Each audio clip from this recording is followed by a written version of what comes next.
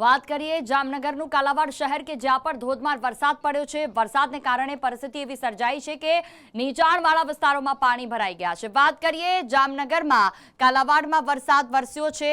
કાલાવાડ શહેરમાં ધોધમાર વરસાદ છે અને આ વરસાદને કારણે અલગ અલગ જગ્યાઓ પર પાણી ભરાઈ ગયા। શહેરમાં વહેલી સવારથી 3 ઇંચ જેટલો વરસાદ વરસ્યો છે। તંત્રની પ્રી મોન્સૂન કામગીરી અહીંયા પોકળ સાબિત થઈ છે।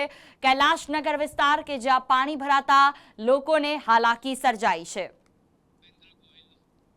ઉપેન્દ્ર ગોહિલ સંવાદદાતા ફોન લાઈન પર જોડાયા છે। જી ઉપેન્દ્ર, જામનગરમાં શું સ્થિતિ? વહેલી સવારથી વરસાદ છે ત્યાં? જી ચોક્કસથી જણાવી દઉં કે જામનગર શહેરમાં અનરાધાર વરસાદ વરસ્યો હતો।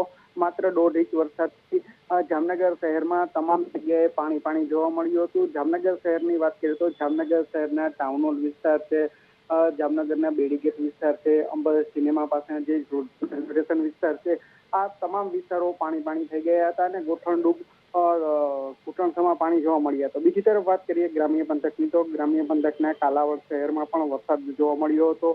કાલાવડથી રાજકોટ હાઈવે પર પણ પાણી ભરાયા જોવા મળ્યા હતા।